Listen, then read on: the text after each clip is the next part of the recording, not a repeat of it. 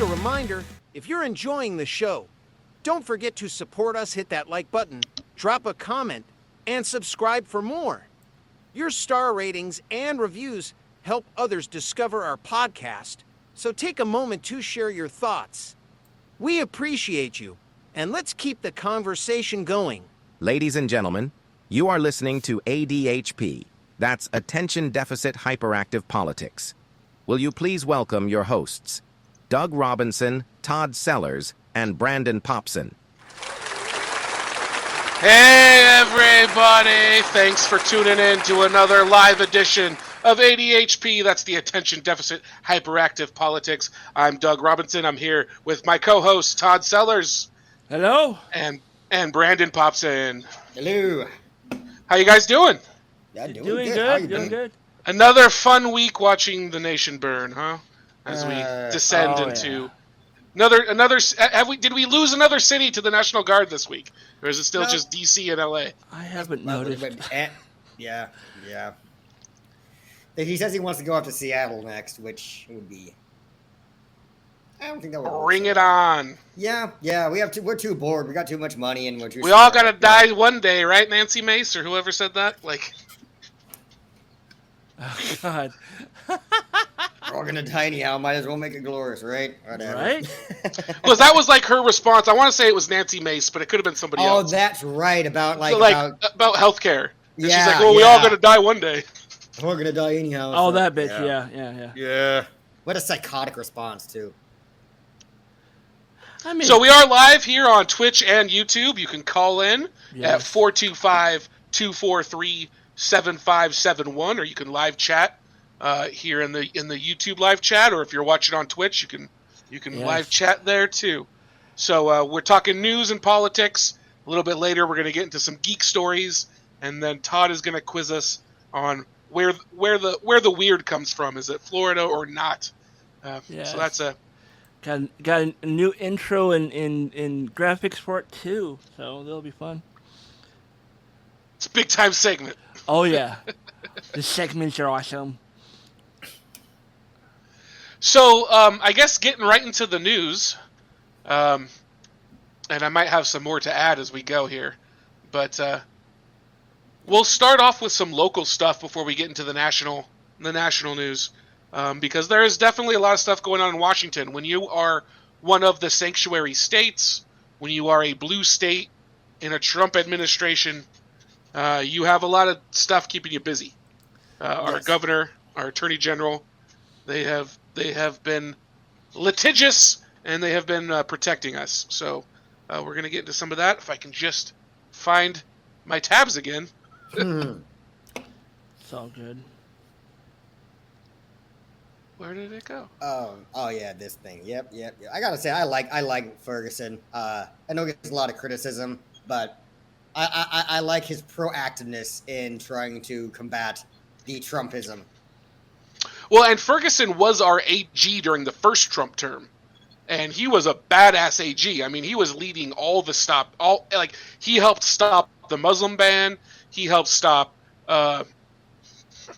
pretty much anything to do with immigration in Washington State.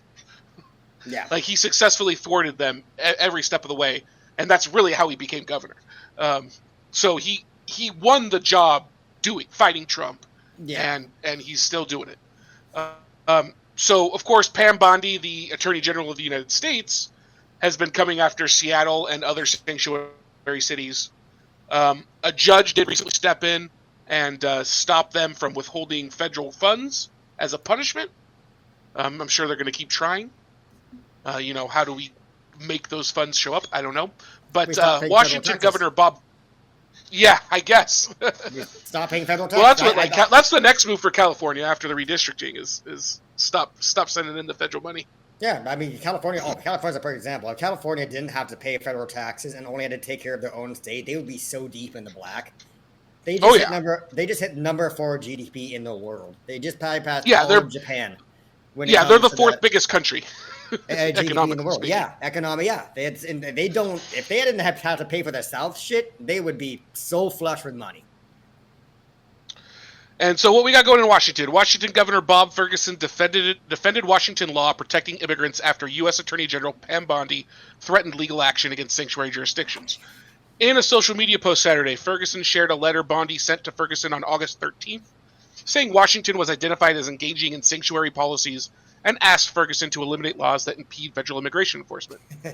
Attorney General Nick Brown said Monday that he and his team were CC'd on the letter from the Department of Justice. Ferguson said the state does not intend to change its approach, citing the Keep Washington Working Act, which the state legislature passed in 2019 to protect immigrants. Protecting hardworking Washingtonians who are abiding by our state laws and keeping families together reflect our values as a state, Ferguson said in a tweet. Brown said Monday that he has been in contact with other attorney generals across the country, bless you, who received similar letters. We weren't surprised by getting such a letter, Brown said. The DOJ, this administration, has been proceeding in this aggressive rhetoric and action since the beginning of their term. Ferguson said he plans to submit a detailed response, and he was consulting the governor's office on how to respond. The Keep Washington Working Act, which was passed during President Donald Trump's first term, prevents local law enforcement from collecting a person's immigration or citizenship status unless it pertains to a criminal law violation.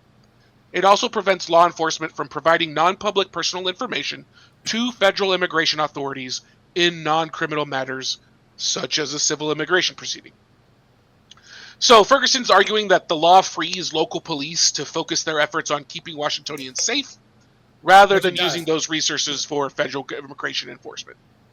That's a completely valid argument. There's no, I don't know how you could argue about that. Like, oh yeah, because if we're not spending time doing this, we can spend it actually following, criminals, not Jose who makes your tacos or fucking like.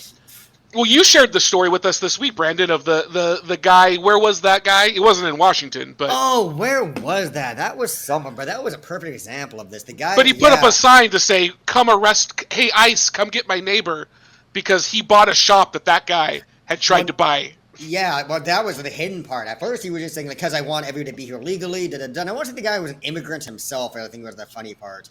And then, but yeah, in the very end of it, they just dropped at the very end of the news segment. Yeah, he tried to buy a building that these guys came in and they outbid him. And apparently the dude was even bitching about that he shouldn't have had to lose that property or whatever. So it shows that it's not an actual a belief system. It's greed, that looks delicious, Doug. Salmon. Yeah, I just got food. We're expanding the net. We're expanding the channel to also do food content. Did you bring enough for the whole class? Next of the salmon here comes from Chopbox. We're not sponsored. We should be. Hey. Right? Come on, Chopbox. Look at this. Look at this amazing salmon. How long did it take you to make that, or did the wife? Oh, my wife's been working on it for the last half hour or so. That's not bad. Not bad. Yeah. No, the food from it actually is really good.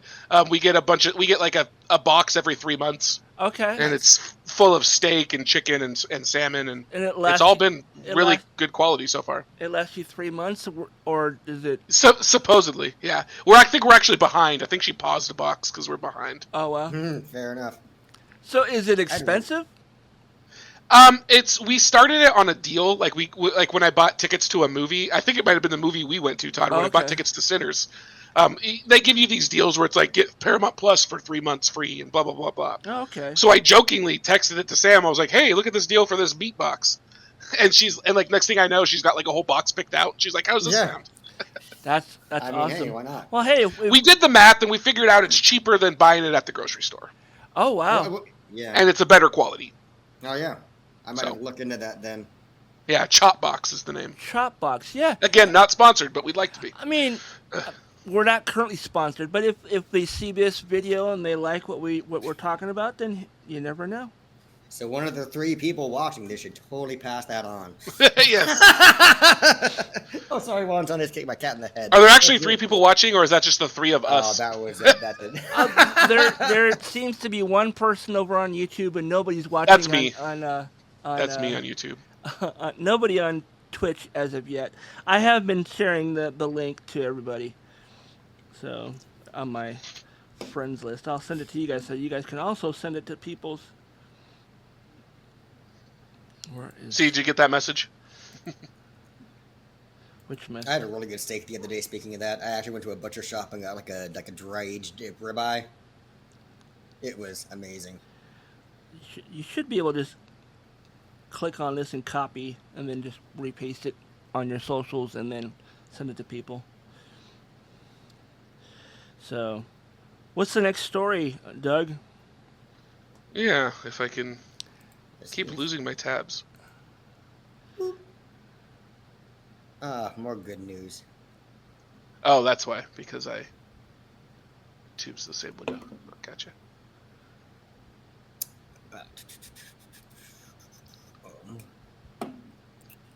People texting me about it. You know, fucking leave that on. So another thing we're doing in Washington right now is we just passed a new rent cap, and so this is kind of interesting because the landlords are all going crazy like this is the end of the world. But it's a funny article because this article comes from Realtor.com, which you would think would kind of bitch about, just do nothing but bitch about the rent cap, but it's actually a pretty fair article.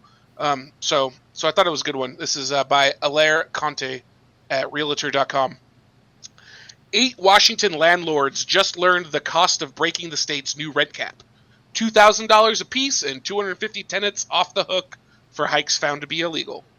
House Bill 1217, enacted in May, caps rent increases for manufactured homes to 5% annually, and for most other rentals to 7% plus inflation, or 10%, whichever is lower.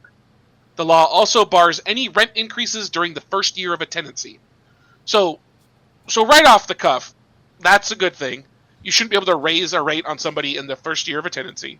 No shit. Yeah. How is that even? You should have your pricing set based on that year already. But calling these rent caps like 10%, that's a huge increase. That is a huge increase. That's not even that good of a cap. Like that's not much of a cap. No, it's not.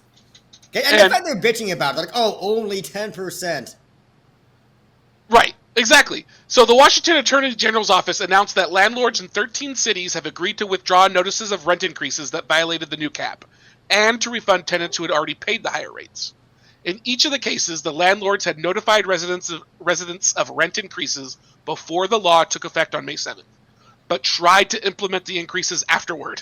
Oh my god. I said it before, I'm not even saying, fucking landlords are parasites, man. They're just, what the fuck is wrong with these people? Well, this is something that this is a perfect time to bring it up. Are you familiar with Gary's Economics, the English guy? No. So he's a English leftist, but he got rich trading stocks. But now he runs a YouTube trying to explain economics to people and to get them onto the side of taxing the rich. That's hilarious. So it's and he basically does a thing that not taxing the rich has allowed this growth and wealth that basically has allowed the rich to buy up all the housing. And the reason housing is so expensive is because, take for example, if I were to give you $100,000, Brandon, what would you do with it? Oh, I mean, I'd use it for necessities. I'd probably invest some stuff into, like, I don't know, maybe finding a way to make more money. You know, but ultimately you'd be making payments. You'd maybe buy a house, maybe buy a car. Yeah, but you would buy stuff that you need. $100,000 isn't going to buy a house. But it's the down payment, maybe. Yeah. I used to have a manufactured home, and me and my parents, my mom passed away a couple years ago, and now we sold it. I paid $80,000 for it 12 years ago. It was sold for $427,000, something like that. Yeah. Like, I mean, it's a huge increase, and most don't do that, but that is somehow what we sold it for. Housing is insane. I'm sure it was a banker or something that bought that place. I have no idea. I have no idea why someone would pay almost $500,000. So you own the land it was on too, then, your family? No, it was a park. It was a neighborhood. I mean, it was a neighborhood, yeah. In an $80,000 mobile home, you said? It was a manufactured home. Manufactured home, I mean, and it sold for like $400,000? $427,000. We just closed the other day. That's insane. Yeah. Because usually they depreciate. In their defense, my dad was in charge of it because he fucking completely remodeled the thing. Gutted it, replaced all the inside, which is actually in a manufactured home apparently pretty goddamn hard and expensive. They're just meant to be literally tossed away and you put in a new one, but it looked great. Yeah. When I moved in, it was already like a 35-year-old home, so it was already kind of. Oh damn! Not 35. It was a good.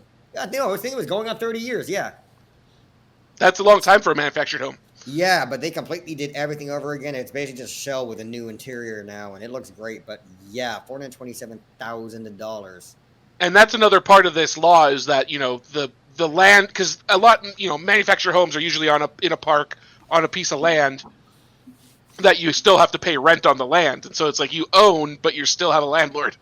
Yeah, no, with this one you did own it, but the HOA was like, I think when I left it was like $250 a month, and they were saying they wanted to like add like another like $150 to it. Oh wow. Yeah, most that because that's what they talk about with the 5% here being limited to 5%. That's the rent on the land that your home is on.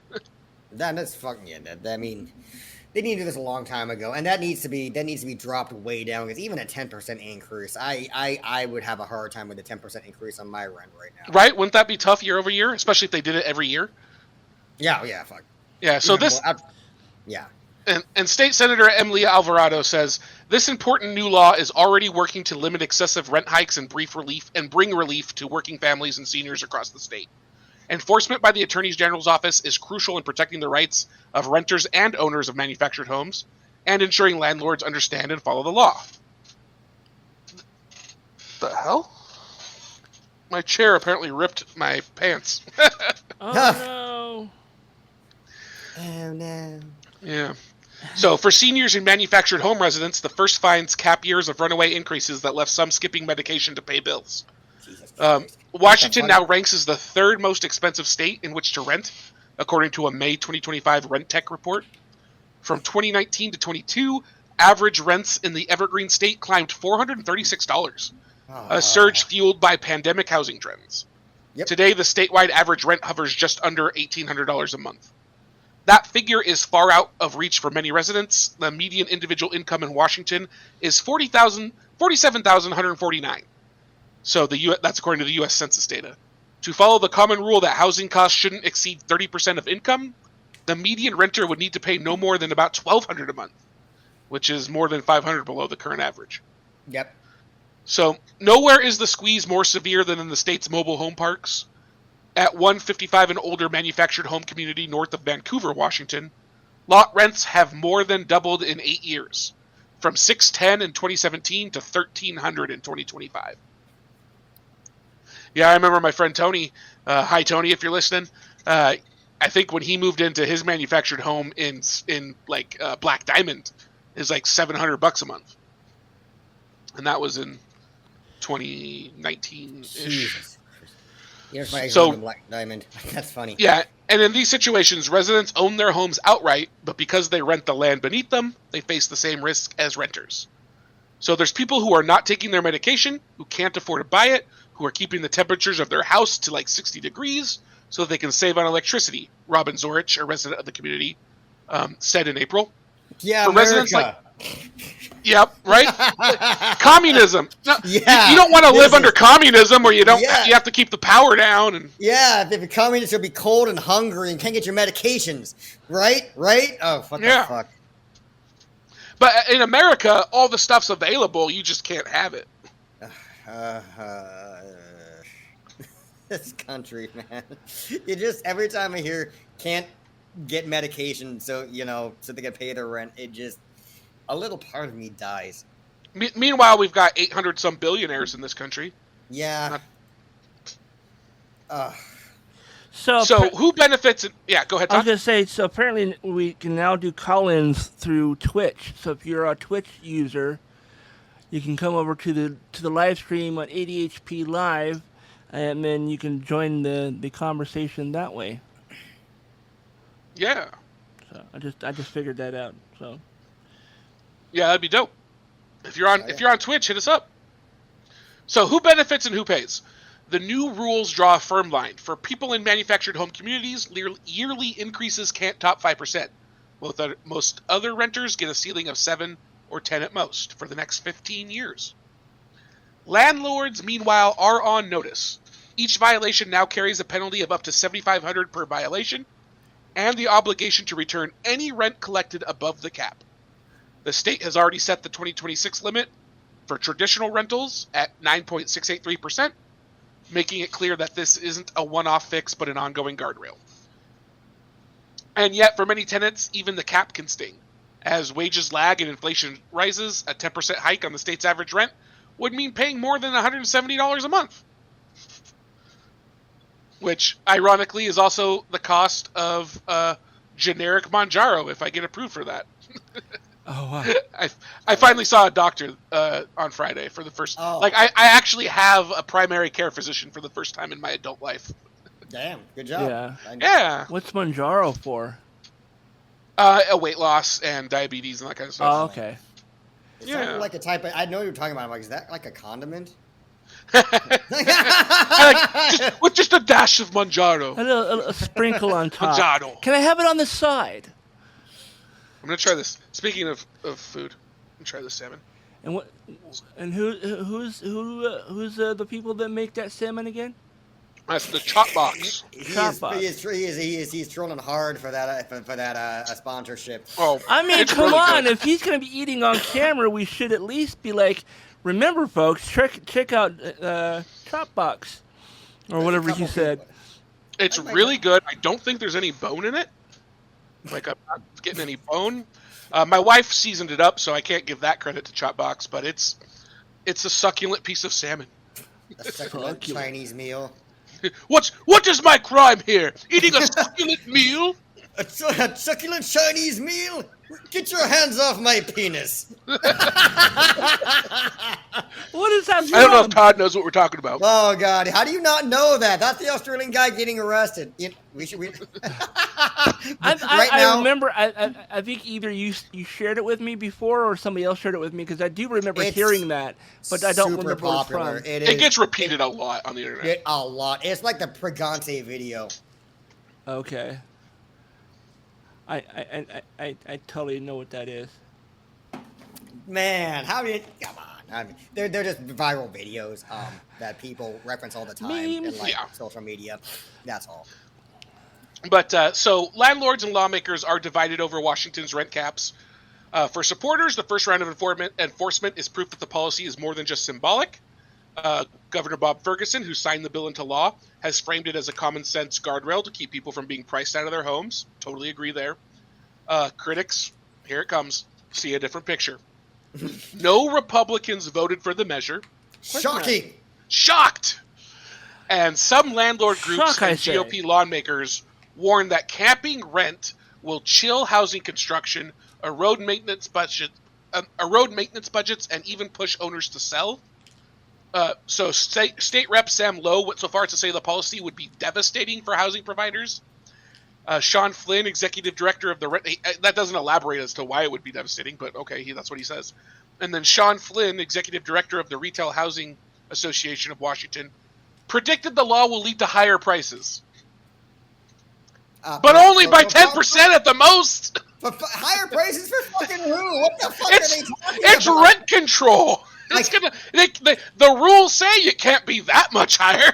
Do these fucking people think before they talk, or do they just say whatever the fuck comes to their mind without even just processing it? They say what they think will scare people into voting their way. Yeah, pretty much. What kind of argument is that? Yeah, and then he also adds it'll also cause reduced supply and poorer quality housing. So, a 2017 New York City Housing and Vacancy Survey found that 64% of rent-controlled units had maintenance deficiencies, compared with 47% of units without rent controls. Still half the units without rent controls. Let's cap the landlords next. Yeah, right? I'll be right back in 1 second. And then the rental regulations in New York City are also much stricter than this new law in Washington. Yeah. So the risk of steep rent hikes isn't confined to the Pacific Northwest or New York. In Florida, a market long touted for its affordability, mobile park homeowners face an annual eviction rate of about 1.5%, which is triple the foreclosure rate for traditional houses. In some areas, the eviction rate is above 6%. Numbers like these make clear why this year's fines in Washington won't be the last. Whether Washington's model becomes a blueprint for other states will hinge on two things: if lawmakers elsewhere are willing to take on the same political fights, and whether they can act before the next round of rent notices hits mailboxes. So yeah, I guess this is a notice to all other landlords in other states: is raise your rents now before it's too late. Like, God damn, I what hope do they they mean don't. it won't get paid for? Do these idiots think that paying taxes and stuff is like optional for them? And if we only let them raise the rent so far that they can just choose not to pay their taxes, or that they get to decide what it gets to go into? No, they're trying to say that if they can't raise rates as much as they want to, and if they can't basically just go, oh, what can I get for this? Let's do a market rate on everything. Then they won't have the money to keep for upkeep and maintenance, and they won't be incentive. And if they can't make a killing, they're not going to bother even doing it at all, and then we're not going to have. So they're admitting that they'll be a slumlord. That should like make you. Yeah, they're already slumlords. They're already doing the minimum they can. Oh, I know. Yeah. I've told you guys about that dude I know who's a landlord, right? The comedian. I won't say his name because I don't want to. You mentioned him, but I forget in what context. Yeah, I remember one time we got this giant argument because he was trying to say that you should be tipping your landlord every month, and I was like, "What the fuck?" And he's like, "Yeah, no, you need to tip your landlord." I'm like, "What?" I was like, "What the shit are you talking about?" And I'm like, "Why would we tip you guys?" And he's like, "Because we're there all the time. You guys have a problem. We're supposed to come out and do it." I'm like, "But y'all don't." Well, and that's your job. Like, what else do you do? Yeah. You do paperwork, background checks, and maintenance. I was like, the way these people think is insane. Oh, he was also saying that basically, like, he admitted to me one time when he was drunk that, oh no, this was a different guy. But I had a landlord one time admit to me that they have ways to, like, damage properties when they do inspections. So that way they can, like, not give you your, like... deposit back and deposit stuff like that. Yeah. He's like, oh, well, like, so he's like, I know guys who put, like, nails in the soles of their shoe and stuff, so when they walk around, it scratches the floor and all that kind of stuff. I was like, what the fuck? Yeah, that's just illegal, I think. I'm pretty sure. It is, but, I mean, you have to prove it in the court of law, and right there, I think that's where they would fall apart. Landlord would be like, when could I have done this? How could I have done this, you know? Well, it's just the fact that, like, if you're renting an apartment from a slumlord, you probably don't have the finances to have a good lawyer. That's also very true. That's also. You probably don't have the money to have a security system installed, so you have cameras everywhere. Well, they do. Like the guy was saying that there's literally like videos of people, landlords doing this out there, and like literally, like I forgot what they like a thumbtack or something in like the very bottom of their shoe, and they set up a way so they could scrape it along the floor. Like, look, you guys kept the floor up all around here. I have to replace this flooring here, so that's gonna be another couple $100 out of your deposit right there. Yeah. And of course, you've seen what the landlords do. They don't, They're like, I need to have this house painted again, and they just throw paint over everything. I've seen pictures. Oh, yeah, like, they do the shittiest job possible. Yeah. Oh, yeah. I remember my parents were landlords, and once in a while, they would call me in to help with particularly hard jobs. But the painting, I remember getting so mad at them, because that's what I was. I was a painter. And it was like, you guys are, like, literally being the stereotype right now of a shitty fucking... Yeah. Like, I mean, the worst part is they actually did try. They weren't trying to be like that. They just didn't know what they were doing. Yeah. But this is what the other landlords told us to do. Yeah, and I literally was like, just call me. And they, not a lot of times would. They'd be like, just come do this. And every time I have to restart from the beginning. Because, like, no primer, no nothing, no taping off. They're just like, I'm like, stop. You're going to make this so bad. Speaking of not having enough money to do things properly, Kroger has announced that they're closing stores all across the country, including Kent and Everett. Yes. But the reason I put this on here is because Kroger is trying to make a big deal that they're closing stores due to crime. Like, I will say that the Kroger here, the Fremont here was always getting ripped off. But that's not the biggest reason why it folded. But that's not you can stomach that. Like, they deal with breakage all the time. There's a reason they don't chase shoplifters. The big reason why the one here in Kent is I know people who actually work for the company know this is for a fact. They closed down the electronics section in the one in Kent, and that like destroyed their profit. Nobody's going there anymore. Yeah, because those are their high markup items. Yeah, because so that's the real reason why they are trying to say it's crime. And don't get me wrong, crime around here is bad. The Walgreens around the corner from me is closing too, and that place, like, That one is crime. So are they saying that, like, basically they closed the electronics store because it was being robbed too much? No, that's the funny thing. The person who works there was like, no, they just made the decision that they wanted to close it, put the money into other parts of the store, and because they, for some reason, thought they weren't making enough profit there. But the second they close it, they're just straight down. Like they somehow the people running the numbers didn't realize what kind of profit they were running and what a big draw the electronic section was to get people in the door. So I wonder if they made some sort of decision that was like, okay, this income is X low income, it's a low income area. We're doing this much volume. We just don't want to. We don't want to. You say low income area, I live right around there. Right? Ow, thanks, buddy. Well, I mean, we already knew we were talking about Kent. Ouch. I mean, I actually think Kent's not cheap anymore. Nothing is cheap in Western Washington anymore. Kent's insanely expensive to live here. I pay $1,600 a month in rent for a 1-bedroom. Jesus, I'm paying $700 for a room in a house. So yeah, a room. Yeah, I have cats and stuff. I need an apartment, unfortunately. Speaking of which, I told you guys I got the second cat, right? Yeah, I did. Yeah, we talked about it last week, and you were telling us all about the kitten. Yeah, I finally introduced my older cat to my younger cat. And are they cool with each other? No. Well, my older cat does not like other animals, but they are to the point where she's not trying to chase him around and beat his ass. She's just ignoring him, which I can live with. That's an improvement, yeah. It's a major improvement. She can hiss at him. I've never actually even seen her swipe at him, which is shocking because she will slap the shit out of me when she wants to. So with these stories, what I thought was kind of interesting after this too is the mayors of Kent and Everett have both come out now in the press and have been like, they're using old data. Our cities are so much safer now. Like they're just like, oh, but yeah, no, well, they're like Kroger's using old data. I mean, yeah, it depends on where you go. Like, there's a Walgreens right around here that's closing too, and I rarely go in there, but I am not joking when I say the last like 2 or 3 times I've gone in there, I've seen somebody steal something. And then, of course, this goes into the whole thing of like, well, what can we do instead of closing down stores and saying you don't get a store in your area because you have too many people that are willing to steal for food? You know what I mean? Like, it's like, what if we had stronger social programs and so people didn't feel like they needed to steal? Like, what if we actually had... I'm surprised they're not bitching at Albertsons for that deal not going through. I know for a fact the one in Kent, it's because of bad business practices. Like I said, I have a friend who works there, and they're straight up like, yeah, they closed the electronics department, and it fucked everything. So they might blame crime because they're, a giant corporation. I mean, they can't admit fault about themselves.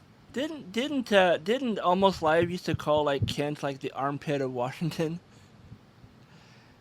I don't know if it was Kent, but it could. I feel like that's more of a description for, like, I don't know, maybe Spanaway or Pullman. We got a message from Tony Patton. We pay $1,500 a month. Tony.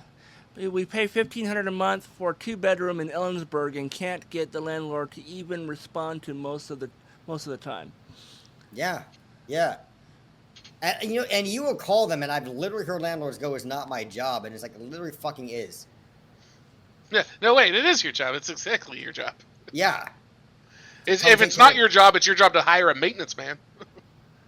And honestly, I'd prefer they do that, considering the job most landlords do. I'm like, yeah, please call the maintenance guy. Like, for the love of God, for real. Do not do it yourself. That landlord special. Ugh. Why is there a fruit fly in here? Come here, shit. So we'll move on to some national news now. That'll do it for the local news. And this first story for the national news, I actually was going to do this as a Florida or not. Okay. Except I was going to do it like which country? Which country do you think this happened in where the government took a 10% stake in a private corporation? Oh, that's right. I already posted this one. That's right. Yeah. Yes. So this is there was a debate I was having because a lot of the people I talked to when it comes to this stuff, they were trying to say this is socialism. I disagree.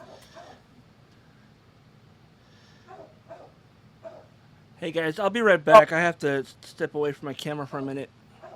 It is a light dabbling of communism, like having state control over a producer, but it's only 10%, and it's also not totally out of line with fascism, right? Which is melding of the state and corporation.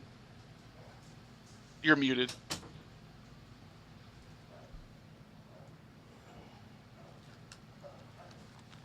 We've lost Brandon. We have Brandon. He's just muted. There he is. Here we go. Wait, what's going on now? I still can't hear you.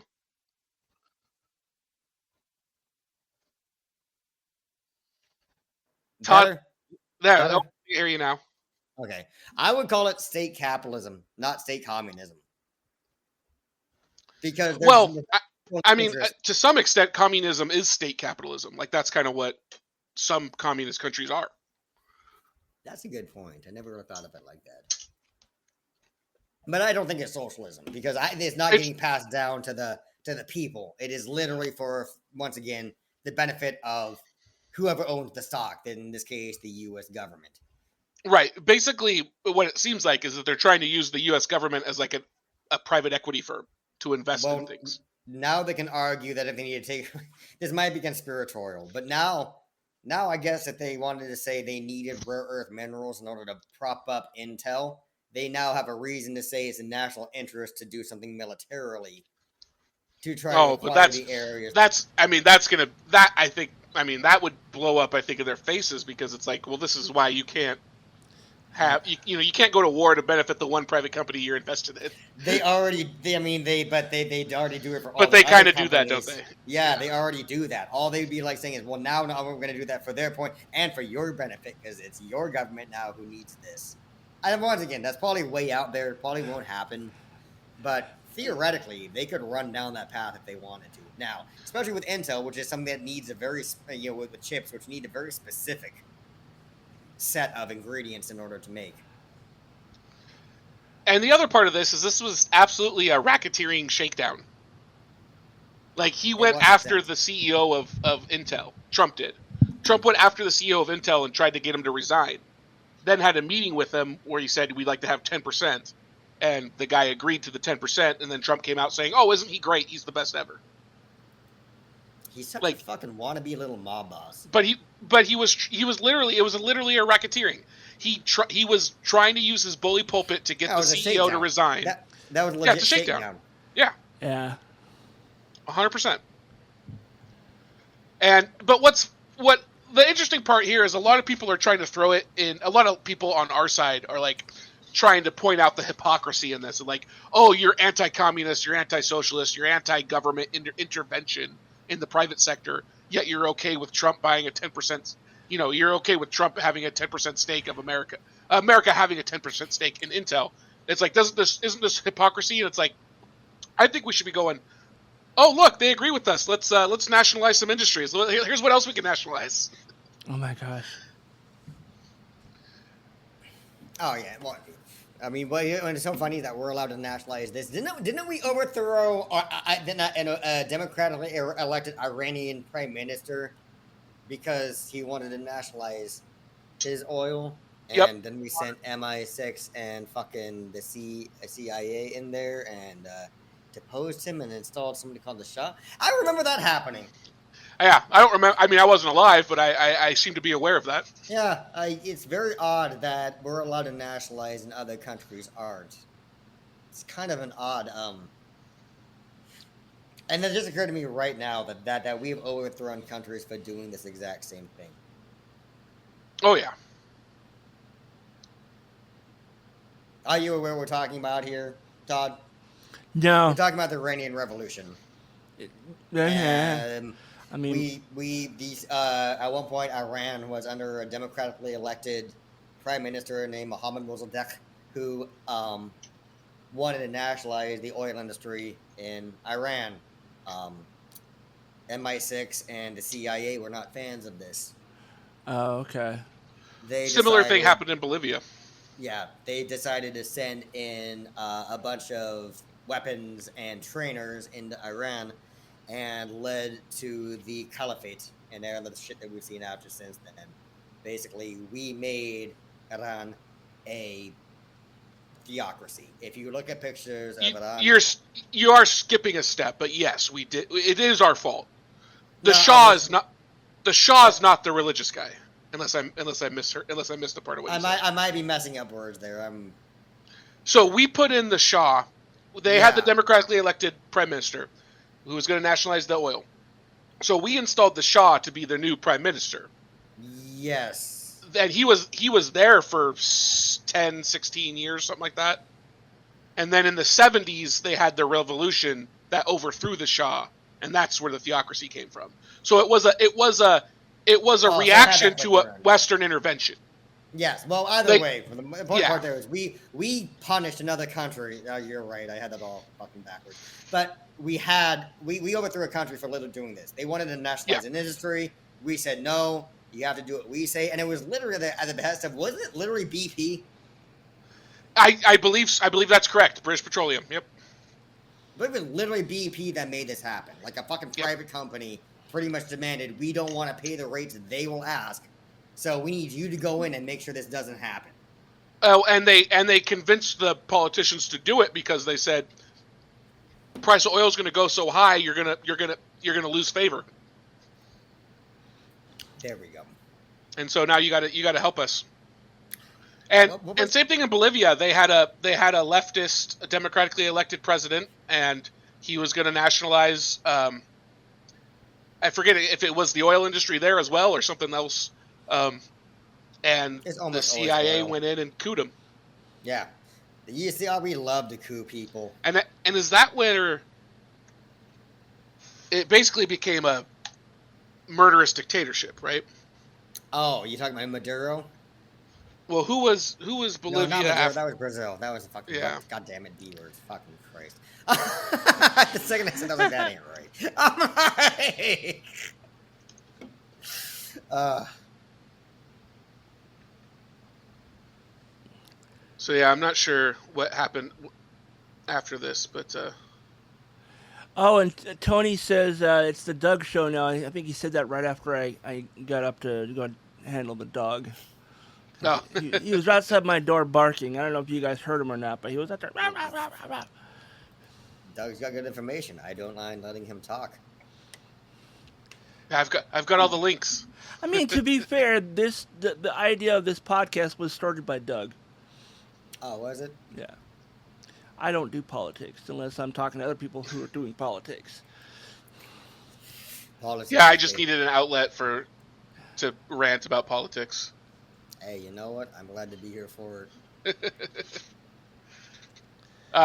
So yeah. Any more thoughts on that, Brandon? On the Intel thing? Yeah. I mean, it. Let's see here. I mean, it doesn't surprise me that he's trying to squeeze a corporation for money. I do wonder what's going to happen. It is a weird sector for them to decide to go into, given the resources needed to make them. Oh shit! I never mind. Ooh, thought I closed the wrong tab. Yeah, it's a weird angle for them to take. I think. I think it's because Intel's like the only chip manufacturer that does any amount in the United States, does any level of manufacturing here. Maybe. Oh, this next story. Okay, I do want to read this next story. So, I haven't actually read the details of it. I am very confused about where this data is coming from. So the next story exactly is that what I was about to say. Yeah. Yeah, is Democrats alarmed over new data showing voters fleeing to GOP?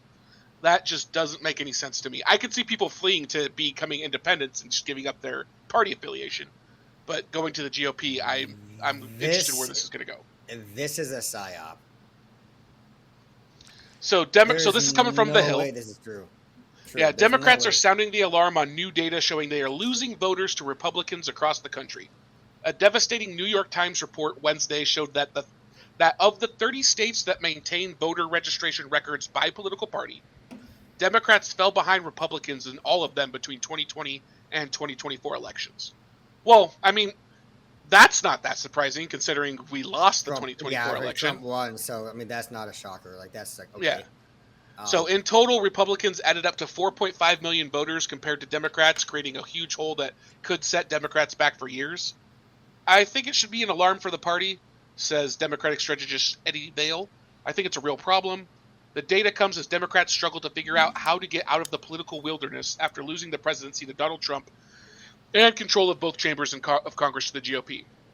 I don't know. This is the same thing I was hearing from the GOP after Obama won his second term. This is exactly what I was about to say. I'm like, this reminds me of that walk away fucking supposed thing that happened, and it all turned out to be a giant psyop. Like, here's what I do think happened. I do think the Democrats might have lost a lot of support that might have gone like unregistered, maybe after this last election. But fleeing to the GOP, I feel like that has to be a lie. Yeah, I almost wonder. I know there is some data where like people that have been Democrats for their entire lives but have been voting Republican since the 80s finally switched their party affiliation under Trump because he actually had people go out and like hunt down these people and have them switch their parties. So there is some of that where like, okay, these are numbers where they were already Republicans, but they had been in the D column for registration forever. Yeah. There's some of that. But they all shared the broader fact that they are working class and not feeling like we were talking to them or actually going to help them. Well, I buy that. I do buy that.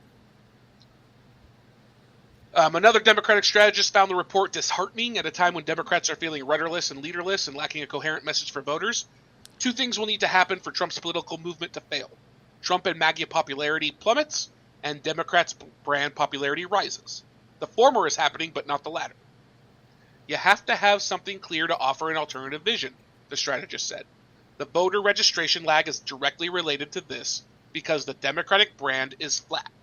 It's one of the reasons why the most successful Democrats in this environment run against both parties.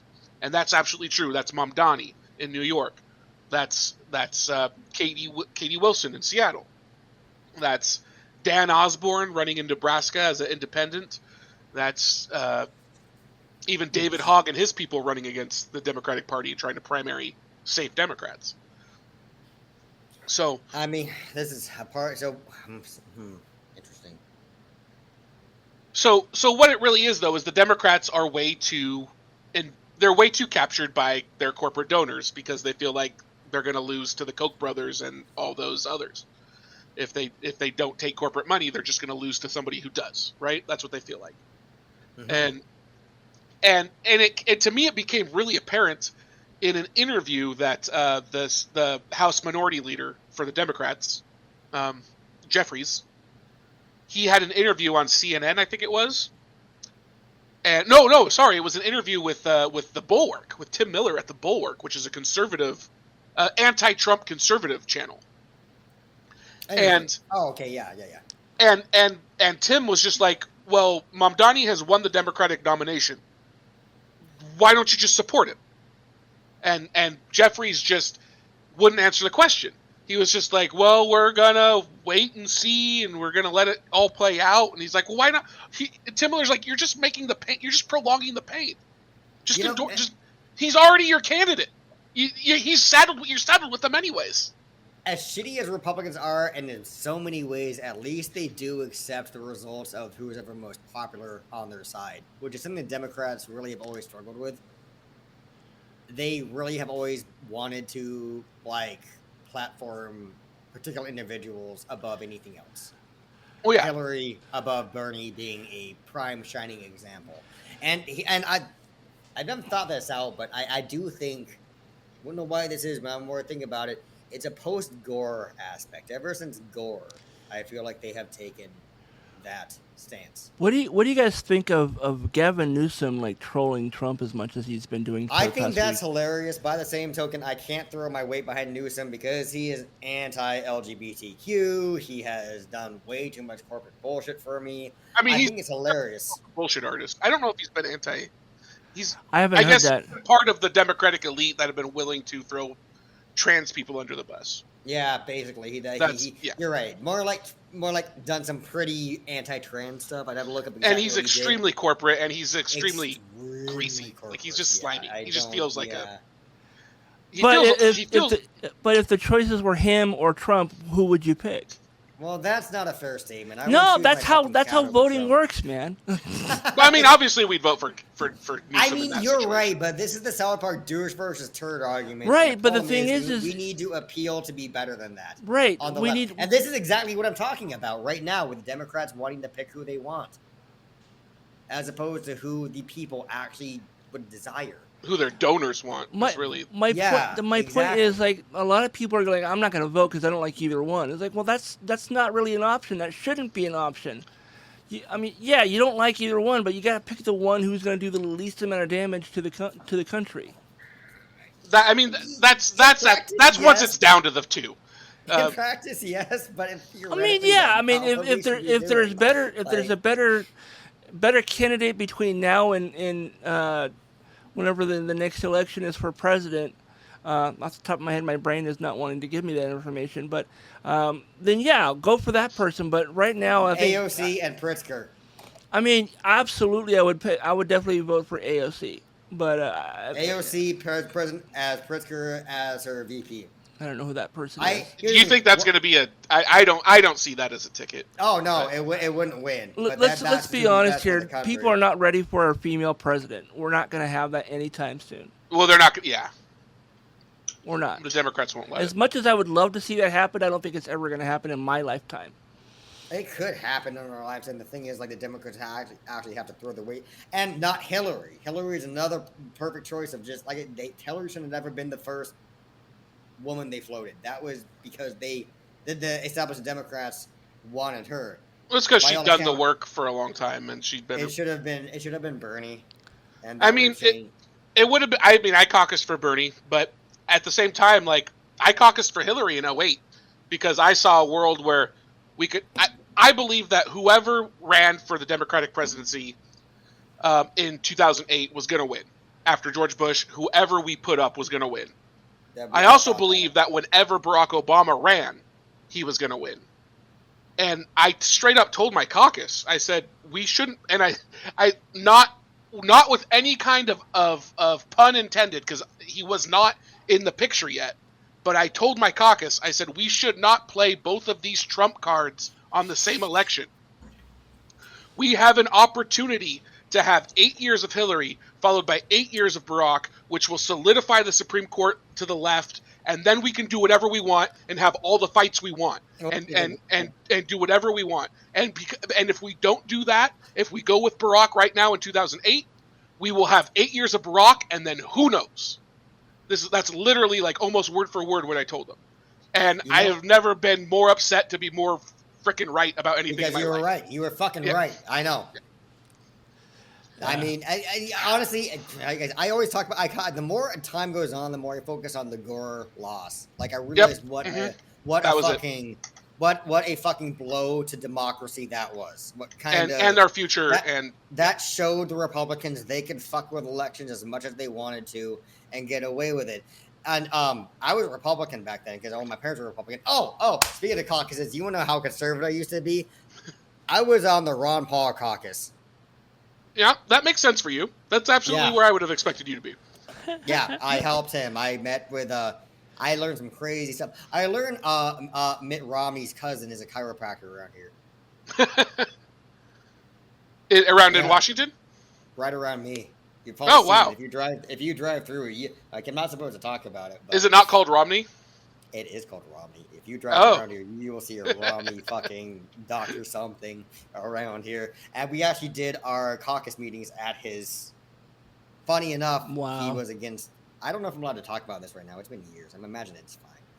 I might get in trouble for this. I don't care. Fuck you. Ron Paul's gonna come for you. Yeah, what Ron? But the ghost of Ron Paul is 98-year-old body. The guy was 98 when I fucking caucused for him. The guy is gotta be a fucking. Wonder if he's any relation to Jake Paul. No, his son. Actually, no. Unfortunately, his son is Rand Paul, who's somehow even a bigger Rand piece of shit than his dad. So much worse. Like Ron Paul, I can deal with Ron Paul. I disagree with him on most things, but he seems like decent. He's principled. Like he takes his position is his position, and you can predict it. Yeah, you'll be able to predict it based on what you know he stands for. Rand's the biggest corporate fucking sellout you ever. He sucks that corporate cock so long and hard. The guy is, and he's proud of it, like, because that's his stance. His dad's Ron Paul, so yeah, he takes up the stance that capitalism's always right, the free market's always right, it can do no wrong. So if I help the free market and I'm supporting capitalism, I'm always morally correct, which is a crazy fucking viewpoint to take. And if everybody dies because the market couldn't support them, well, that's just the way it's supposed to be. Don't you know that economic markets are part of natural physiology and physics? And I love the fact his neighbor kicked his ass. That's one of my favorite stories. It's like, nobody needed the explanation as to why Rand Paul was involved. And you're right. Nobody asked why. They're like, we know why, but yeah. Everyone's just like, yep, sounds about right. Yeah. Glad I don't live next to that guy. Oh, that's funny.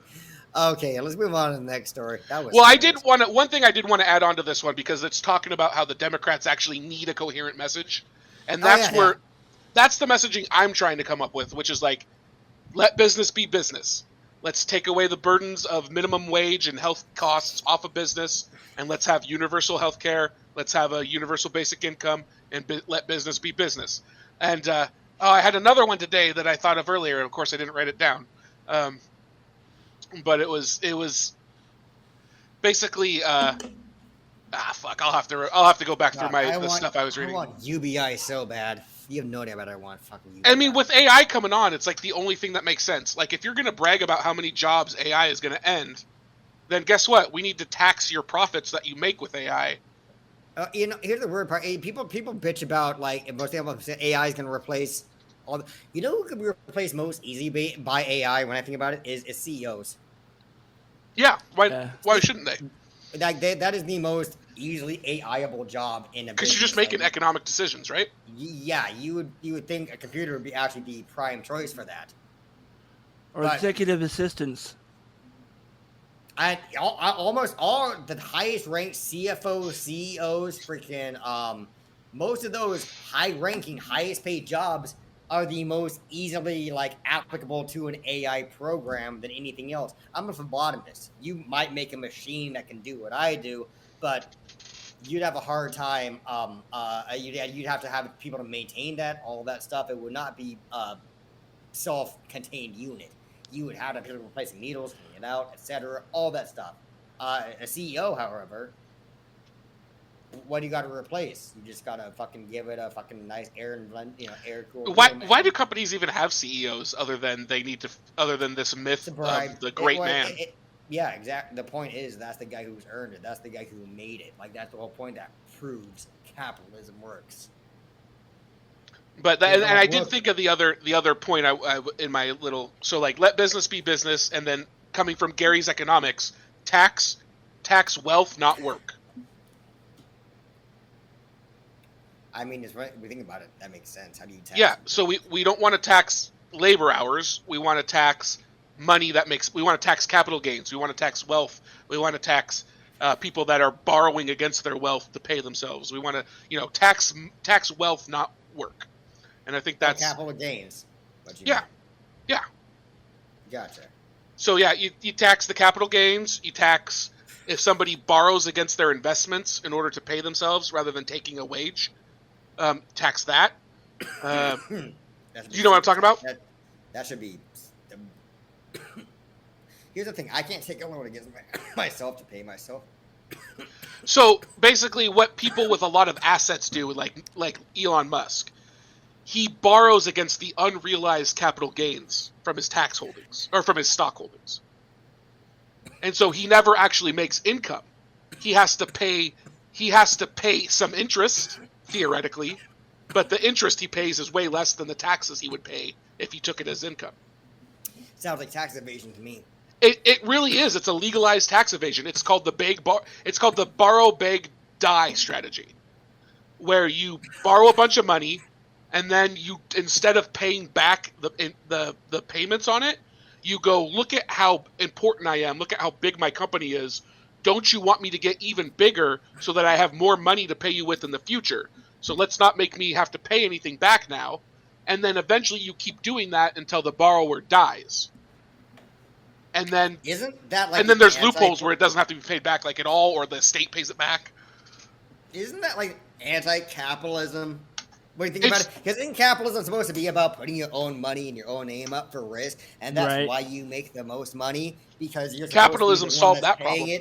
And this is late-stage capitalism. All that shit's gone away. This is a straight-up oligarchy. Yeah, it's all and crony capitalism and all that. Like well, yeah, you're right. Crony capitalism is a better word. Yeah, there we go. I hate using that phrase because white libertarians use that word too. Right, but that's something we can. That's something we can kind of connect with them on. Is like you want to, because libertarians, like you. I take you as an example. Libertarians, in some ways, if you think of politics as like a political, if you think of the political spectrum as like a circle, it's more of a square. But I think of people where I'm at as like, and libertarians as like being close. In one sense, they're like really close to each other. And in another sense, they're like as far away from each other as they can be, depending on which way around you went. That's what they call the horseshoe theory, and that's why I prefer the diagram of the square, because it kind of lets what we both are, like, and when it comes to libertarians, well, theoretically, we're like these libertarians like me and you, we're both anti-authoritarian. And that's where we would be exactly unite. And a lot of it, like even in right libertarians, there is a lot who are anti-authoritarian. That's changing, and I could go on for that subject for hours about how they are. Because I studied this for a long time. I spent about they're anti-authoritarian, but yet Trump is still in office. Like I said, it's changing now. I have watched the right libertarians start and more approaching this like dark enlightenment / NRX. Philosophy as time has gone on, and that is very much an authoritarian philosophy. It is basically a neo-feudalist / fascist concept. But another thing that I have studied in detail that I could go on for hours about. But no, the right libertarians have changed. In fact, modern day right libertarians, I would say, pretty much are testing ground for things that they want to pitch in the mainstream Republican Party. I have watched them do that with several concepts. Like, what are you thinking of? If I'm trying, man, that's a long time I thought about this. For a great one example right now is this criticism of democracy. This concept that we're not truly a democratic We're a republic, we're not a democracy. Nothing says we should vote on anything. Exactly, and that was something that I heard in the right libertarian spheres for a long time, was them saying we're not a democracy, we're a republic, republic, da da da. Ironically enough, a republic is a form of a democracy. They don't right. It's like that. Yeah, if we have a representative republic for our government, what do we use to make our decisions within that republic? But now you're even seeing. Oh yeah, we use democracy. Exactly.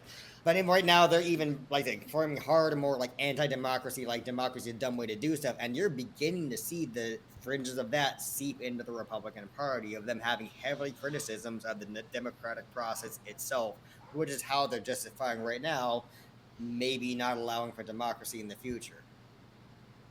Yeah, and this goes back to that Jubilee with Sam Cedar, where people were outright admitting to being fascist and saying like, yeah, we can use democracy to vote for fascism, and then you vote yourself to not have any more elections.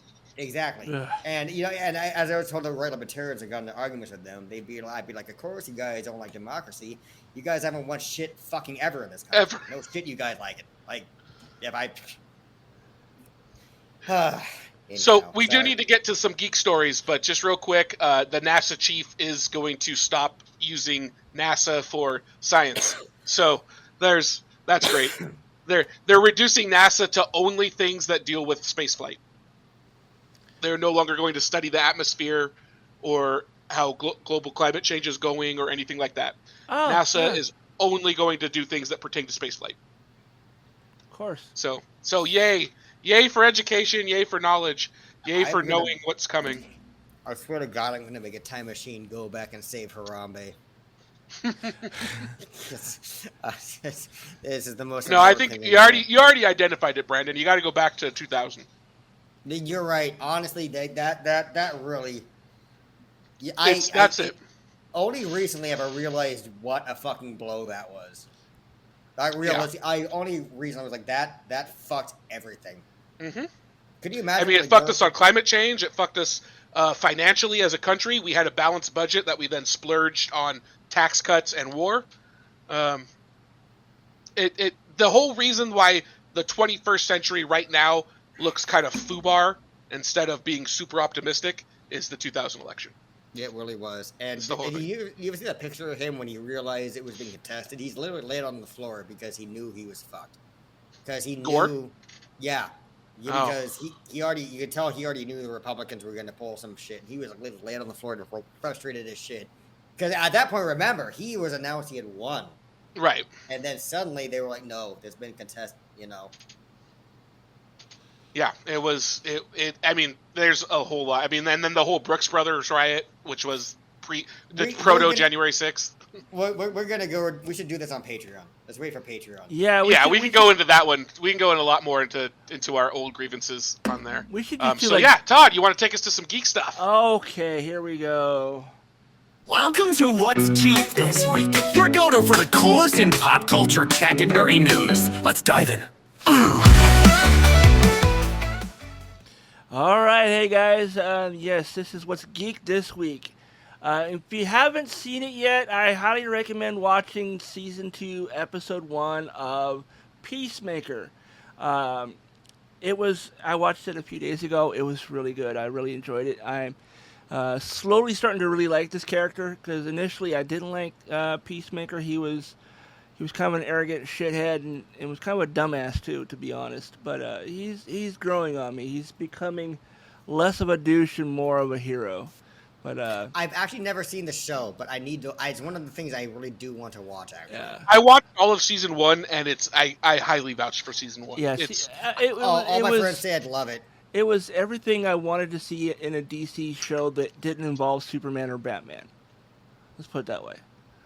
I enjoyed it. And because it didn't have Superman or Batman, I liked it even more. I know. I've heard they referenced everyone else in that show, though, which is awesome.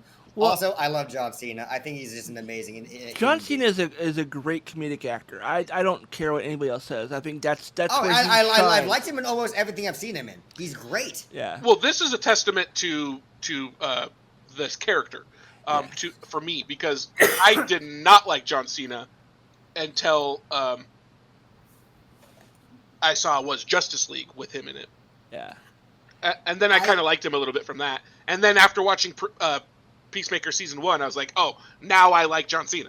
Like, I hated him before that. Yeah. He's too nice of a guy for me to dislike. He was a good heel on wrestling, for sure. But this is what the article says. Wasn't he a good guy for the longest time? He was mostly a good guy. Yeah, I thought he was mostly he's gone back and forth. He did do some heel work early on as a rapper or something. But yeah, that's what I remember him from. Is he was a bit of a heel. Vanilla Ice? I'm just kidding. I didn't watch. His first persona was like a white rapper dude, and he would the professor of thugonomics. And he would rap when he came on the stage. Anyways, let me get back to the story here. Fucking hilarious. Peacemaker wasted no time stirring up controversy with its premiere episode in Season 2, prompting some fans to declare the death of the Snyderverse for good. Most remember that the show first season followed up Gunn's first DC Comics foray, the Suicide Squad, and was technically still part of the DC Extended Universe. Despite the impending changes Gunn had in mind with his new job, with Season 2's premiere, we learned that how Peacemaker makes his way into the new reality through a door, takes out his alternate self, and upends the last remaining bits of the Justice League from the DC film offerings. As many fans saw, the encounter with the Justice League from Season 1 has been altered. Jason Momoa and Ezra Miller are no longer on the scene, and there is no explicit fish joke aimed at Aquaman. Instead, the Justice Gang introduced in Gunn's Superman are there alongside Superman and Supergirl. The reveal was a shock for some fans, but it also came as a surprise to the cast members. I don't know. I didn't hate it. I mean, it was like, oh, this is different. Oh, they're changing that shit. Even from the beginning, from the few clips I've seen of the show, I feel like it's always been meant to be set in a different universe than the main DC. I mean, he references. It just has a different feel. He references characters from the DCEU in season 1. But I feel like it's still a completely different like timeline. I guess you should say. I like a few clips I've seen. I always felt like it because. I don't think it was meant to be a different timeline initially because he makes fun of Aquaman in that. No, and he it was really funny. Absolutely. He bitches out. I've seen clips. He bitches out. Some guy asked him why, he doesn't have enemies like Batman and Superman. He's like, because they don't fucking kill their enemies. I do. And he's like, no, they reference it. I think they exist, but I feel like it's a completely different timeline. Like they exist, but it's not like the main, continuity that you see in DC in most of their media. It's an it's hard to thing. It's hard to say where the Justice League film is. Was it supposed to be part of the DCEU? Yes. Because it's all the same characters that were in all the gun one, though. The gun one. Oh, no. The what gun one? What are you talking about? Because there's 2 Justice Leagues, right? No. Or not Justice League. Sorry, I'm saying Justice League. I mean, what's the other one? The bad guys. The one that Peacemaker's part of. The one that Gunn did. Oh, the fucking Suicide Squad. Suicide Squad. Those 2 movies were part of the DCEU because Ben Affleck makes an appearance in the first one, and that's why I wasn't sure about the second one. If it was its own thing or not.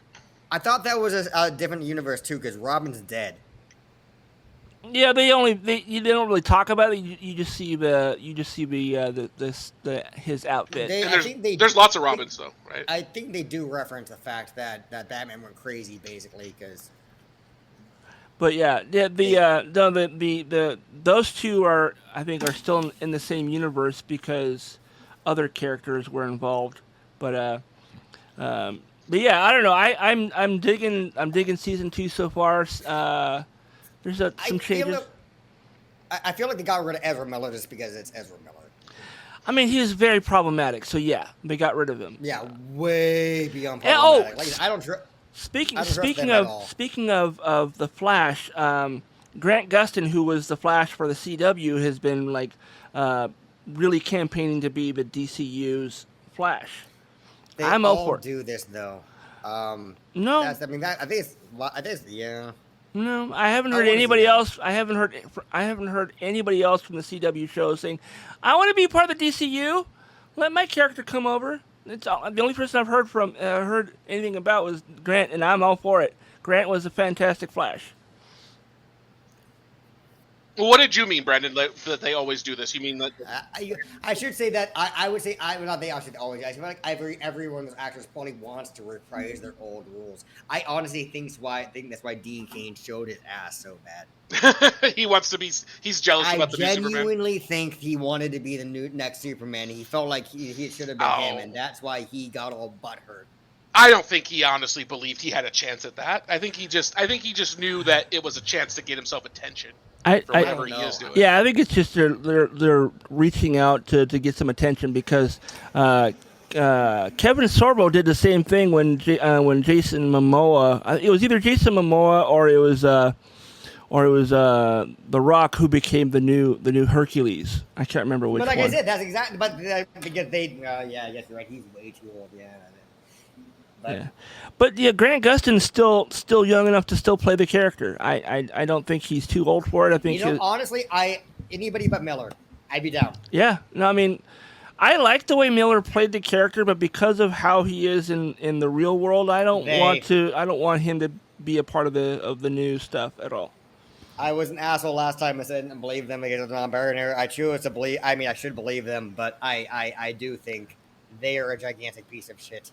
Oh, absolutely. Yeah. No, they are very problematic. Hopefully they are doing what they need to do to keep themselves sane. I don't like people take pills every day. I don't like people who pick on people poorer than them, and that's what seemed to be their thing. So yeah. All right, next story I have here is South Park season 27 schedule change. It's bad for fans, but good for the show. says, throughout South Park's run, it has traditionally debuted its new episodes on a weekly basis. It's even gained some clout for the fact that Trey Parker, Matt Stone, and crew produced an episode in an incredibly tight schedule of just 1 week, from writing to post-production. But season 27 has taken a different route. With the gaps between episodes, its premiere, Sermon on the Mount, debuted on July 23rd, but fans had to wait 2 weeks for the second episode, Got a Nut. That 2-week gap occurred once more between Got a Nut and this week's equally excellent episode, Sycophancy. All these episodes are fantastic. If you haven't seen them yet, do watch them. It has now been confirmed at the least the next 2 episodes will continue that bi-weekly schedule. You know what? I'm cool with that. As long as we know what's happening as far as when the new episodes are coming out, that's all I care about. Because I know that the quality of the episodes are going to be top-notch. Exactly. You know, a couple of weeks ago, I said how that they didn't want to do that 6 days thing. This is what we're talking about. It's not fun for them. Even though they can do it, do you know how uncomfortable that has to be? Dude, just how much work goes into it, has to go they into talk that, about like, this when they did that panel for San Diego Comic-Con. They talked about like cranking out an episode in 6 days, and like, he goes, "It's not much different. Now. It's not much different than the way they do over at SNL, and how stressful that can be." Exactly. I can't imagine that the pressure is, and you have to make it funny. Is that thing? You have to actually make it funny. So. And I'd be okay with SNL going bi-weekly, too. I'm fine with that, too. I'm completely okay with that. This is a free idea for your NBC executives. Do a new SNL, and then in the off weeks, do like a classic episode. Like re-air a classic episode. That's a great idea. Or even just start from the beginning. Go back to episode 1 and like every other week. And Yeah, just... let's have some more Aykroyd in those guys. A lot of those jokes from the beginning seasons wouldn't fit today. Yeah, they might not work. Now thinking about it, no. Jane, you ignorant slut. Yeah, no, not even just that. They'd be referencing like news stories where like 99% of people today would be like, "What? Right. What are you talking about?" What's funny is like some of the actors that are alum for SNL aren't doing anything anymore. Like Schneider, for example.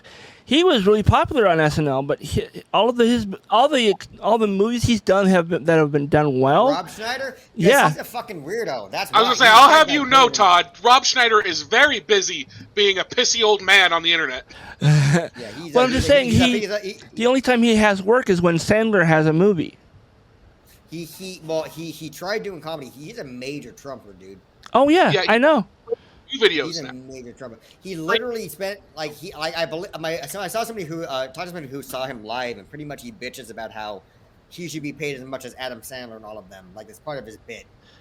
Is I've done as much work as him, but I don't get shit. Blah blah blah. He's done as much as them, except for Adam is a producer and a writer and a director, and he writes good shit. And he doesn't show up. Funny? He doesn't show up to do a small bit. You can do it in every fucking movie. That's his reoccurring role in all Adam's movies. Is that all of his movies suck. Everything he's written has. Rob Schneider. No. Deuce Bigelow is funny. Yeah, I'm wondering Deuce if Bigelow is the only funny movie he's ever made. I'm wondering if Deuce Bigelow was written by somebody else. Because Deuce Bigelow is absolutely fucking hilarious. I would imagine Deuce Bigelow was probably directed and written by someone other than Rob Schneider. I would imagine so, because that's the only movie he's ever been in. Rob Schneider is a stapler. He's a carrot. Those are fucking hilarious. All right. Next. So it was Rob Schneider and Harris Goldberg did the screenplay. Oh, okay. And it was directed by Mike Mitchell. So Harris probably did most of the writing, man. Yeah, it's funny. Okay, got it. God, he sucks. But no, I literally I was looking up PragerU earlier today, and they have Rob Schneider interviews on PragerU. Oh, of course. So here's another news story before we go to this. No, I was going to bring this up. I think you're going to bring up what I am. Did you hear that they want to replace PBS with PragerU? Yeah, I heard that too. Yeah. Okay. I did. Yeah. Oh my God. It's ridiculous. No, but Oklahoma, the state of Oklahoma is now, if you are a teacher that's relocating to Oklahoma from Washington State or New York, you have to take a PragerU assessment to make sure you aren't woke. Of course. It is a state-sanctioned PragerU assessment. The state is using. All right, next story from comicbook.com. This 80s sci-fi reboot on Netflix was canceled too soon. I agree, because I really liked that show. The TV landscape can be brutal, and in this environment, some shows just don't stand a chance. It doesn't matter if they're a solid concept, interesting characters, or even a loyal fan base. Nowadays, if the numbers don't show up right away, the plug gets pulled. And examples range from Society to the OC to Santa Clarita Diet Glow and Sense8. There's no different. The project that had managed to bring back the spirit of a cult 80s classic, updated its concept for modern times, still couldn't survive the rush of its network back then. After 2 seasons, Quantum Leap reboot was canceled. It feels like it happened far too soon. I agree, because number one, it ended on a cliffhanger, and same with the original series. Honestly, it ended on a cliffhanger, and there was no resolution for the characters. If you guys have not seen the reboot for Quantum Leap, I do recommend it. I really enjoyed it. I was bummed that it got canceled. So it's yeah, I have not seen it. It's 30 years later. It's a different guy, and it's not Bakula. Bakula wasn't even scheduled to make an appearance on the show. Although I really would have been all for seeing him just showing up in the background as the new guy was like leaping from wherever to wherever. Well, you know what would have been funny is if he had played a character in one episode that's just he's in a different time period and he gets possessed by the Leaper. Well, there is a character in the new show that was a character in the original show.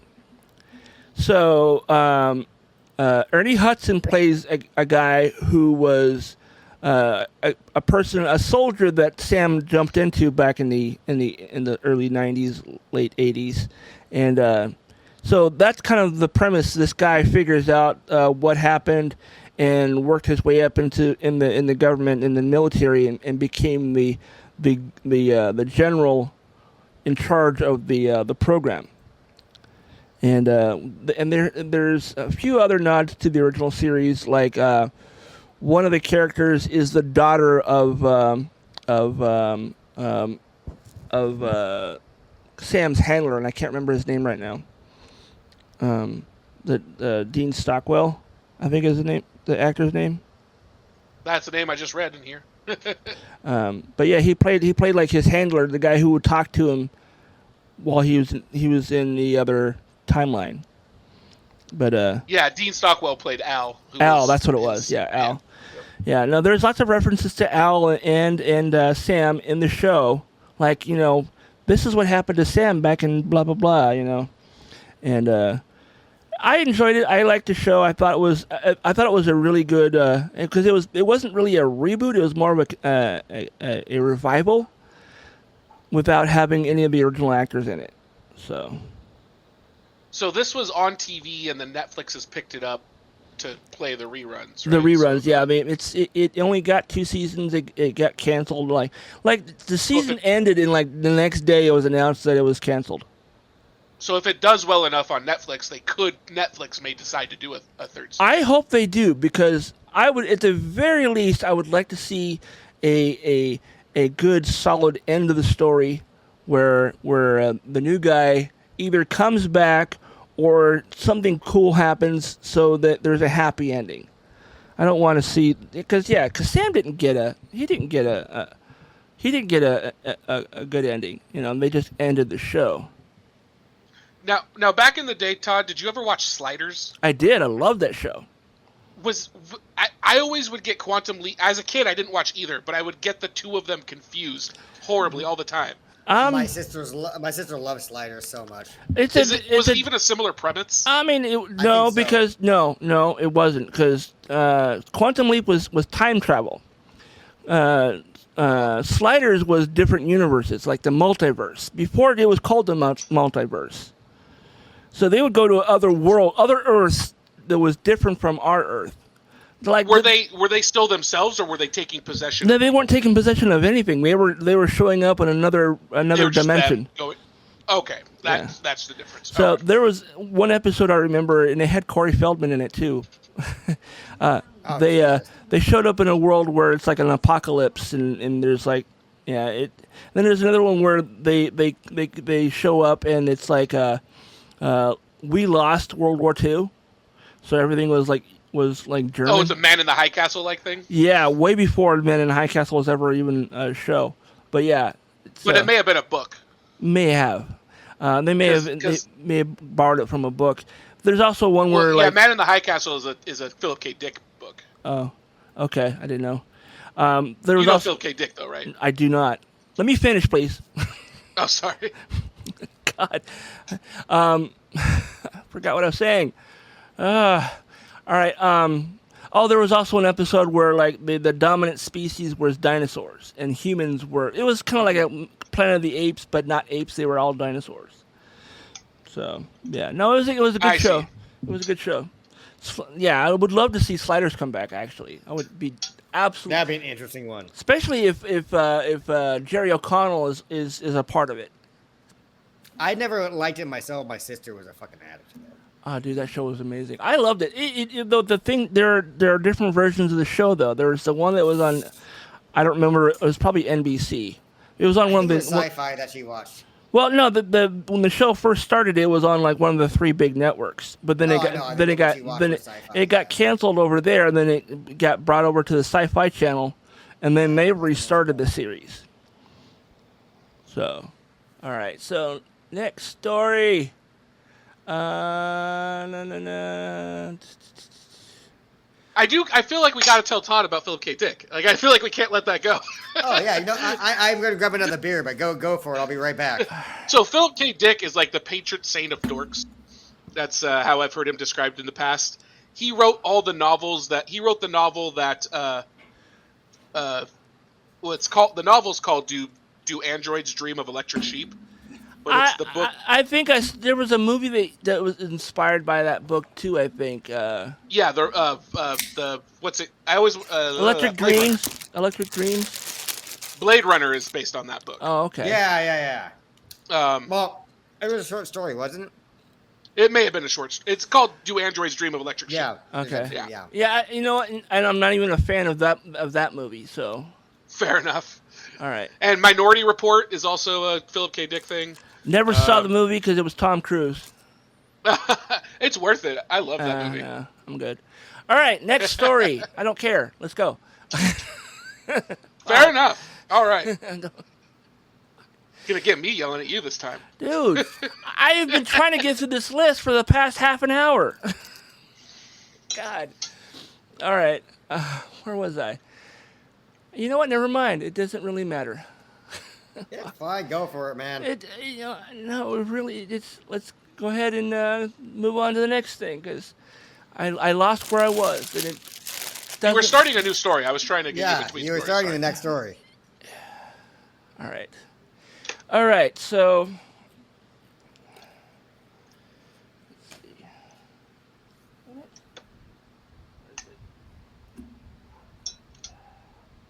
Where did I put it?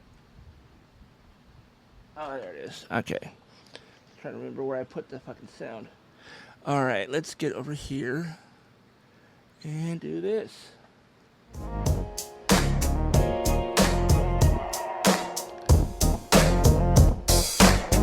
Oh no, here we go again. A barefoot guy robbing a gas station. In the name of Gavin Newsom, call the police, arrest the Florida man. Is it Florida or not?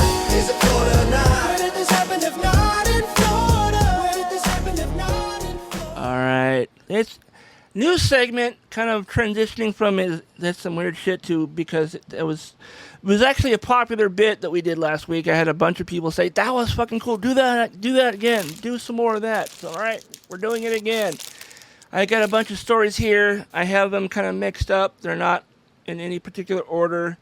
First one we have here is man charged after directing sprinklers on disabled neighbors getting off the bus. Do you think that's from Florida or someplace else? That sounds Florida as fuck. That sounds Florida as fuck. Yeah, it totally is. It says here, the Akalala man was arrested and charged with multiple felonies after directing his sprinklers on disabled victims as they got off the school bus in the Marion County Sheriff's Office said. In April, Corporal Kyle Ferguson responded to a home after a report of that Antonio Roman, 61, was intentionally spraying the family next door with sprinklers. The family said it had been going on since August of 2024. Holy shit, dude. And that Roman activated the sprinklers twice a day as two of the victims, both with special needs, got on and off the bus. They said that one of the victims was a minor and the other was an adult. Holy fuck, dude.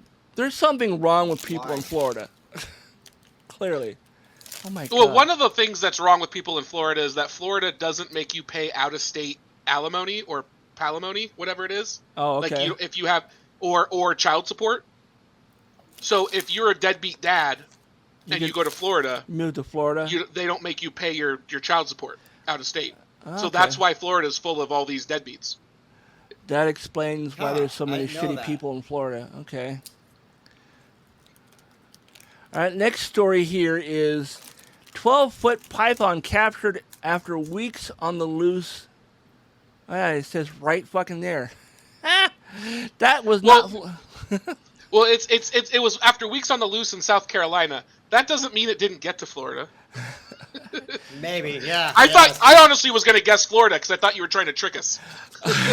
I didn't catch that it had that in the title. I was like, fuck, I should have edited that. Oh well. So yes, apparently on August 20th, a family of animal lovers teamed up with other local residents in South Carolina to wrangle a 12-foot yellow python that had been on the loose in the area for weeks.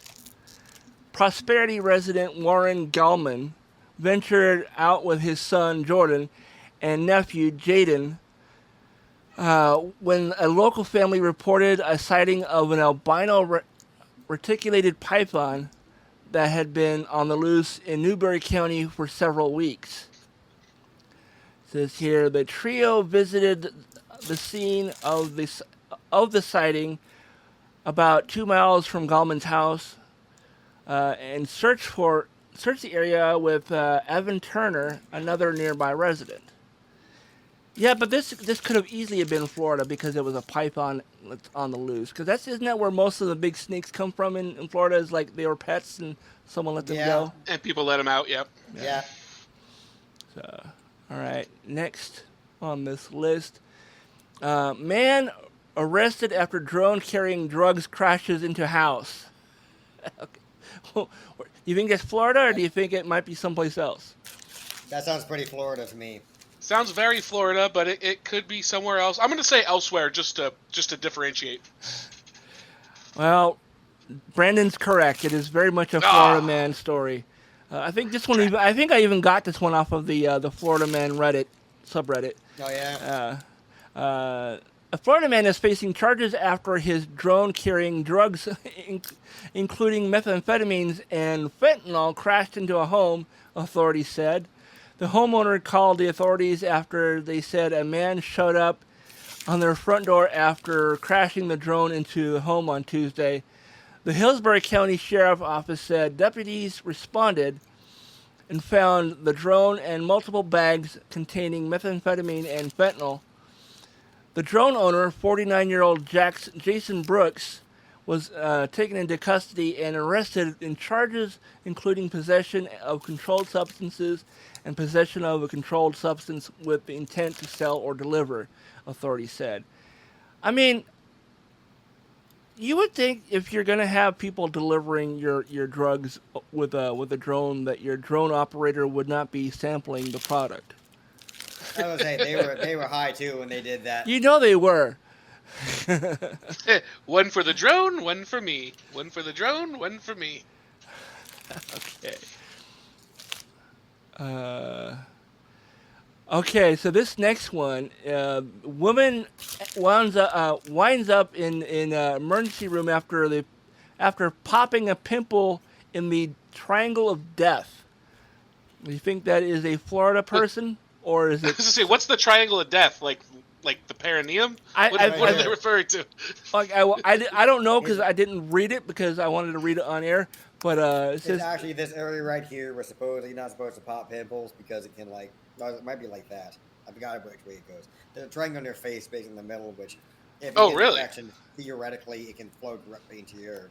It says here, popping pimples in the triangle of death, a triangle area of your face between the bridge of your nose and the corners of your mouth can cause serious medical complications and even death.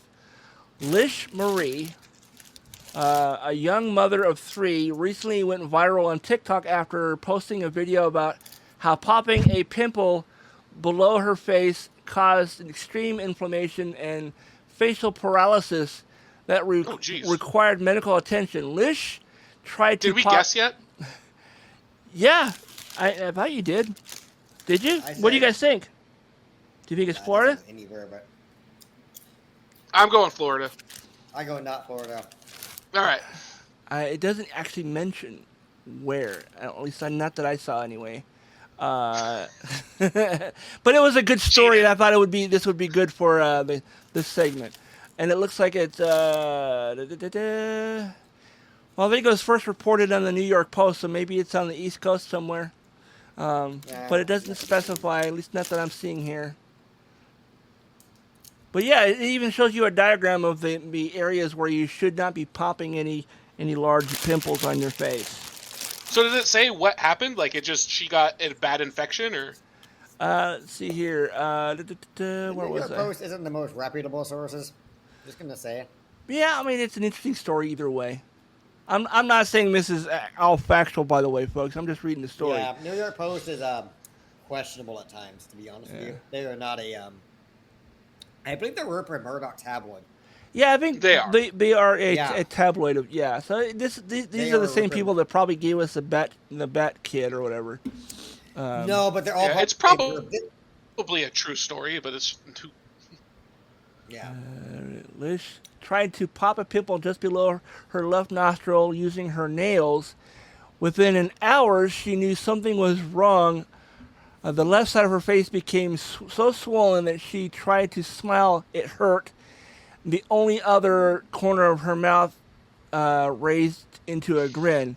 After 4 hours, she went to the emergency room where doctors immediately put her on 4 medications, including antibiotics and steroids, to treat the infection that allegedly entered the bloodstream through the pimple. Oh my God. And I thought just a normal pimple around your nose was painful. So, I mean, can you imagine finally being able to get rid of the pressure that caused by one of those fuckers, and then it caused your face. This happens. Then your face goes numb. Now my face is swelling up and going numb. Oh, this is better. This is better. Yeah. Hey, at least the pimple's gone. You know. Do I look hot though? That's what I want to know. Does this make me look hotter? All right. Is it like a Botox injection? Oh wow, yeah. Oh, it's in here twice. I added the story twice. Okay. Oh yeah, I saw that. Yeah. The last story here is the same as. Oh, I got that one. Florida. Yeah. I'll go ahead and delete that. Oh, goody. All right. Hey, Brendan, do you want to talk about that Raha Jackson story? Oh yeah. So you guys know about fucking Rampage Jackson, right? Yes. Yeah. Yeah, we have heard of him. He's a MMA fighter who became an actor. Yeah, MMA fighter. His son recently just almost killed a man in a pro wrestling match. And not as part of the script. Not part of the script. Basically, from what I understand, that basically the dude Psycho Stu is the wrestler's stage name.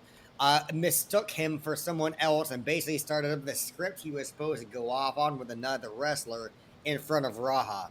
And Raha took it very seriously. And then later on, like, he played that up by, like, crushing a beer can next to his head.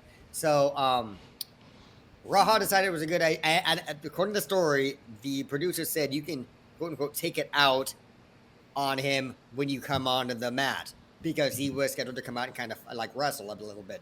Instead, he ran up behind the guy who was involved in something else, pretty much picked him up and slammed him straight into the back of his head onto the fucking ground. Proceeded to do basically a mount on him and punched an unconscious man about 20-25 times in the face. Like, in full-on MMA, like, fuck you punches. So was he, like, arrested? As far as I know, not at this point. I do believe there's an investigation ongoing, as to what's going to happen. I do think he's going to get arrested. I was kind of watching this unfold in real time. Somehow I managed to catch the very early whisperings of this on social media, so I started following it, like, immediately, because here's the thing. I know who Rampage is, and there's a weird story, but Rampage is a piece of shit, too. And you guys know that, right? He himself is not a great guy. Yeah, I mean, I don't know anything about him other than the only thing I'm aware persona, of is he played B.A. Baracus in the was it 2008 A-Team movie. Yeah, but he basically has videos of himself, like, walking around, like, slapping, like, other guys' wives on the ass, and basically, what you gonna fucking do about it? You know who I am? Like, he's one of those guys. He's a piece of shit. Yeah, he's an absolute piece of shit himself.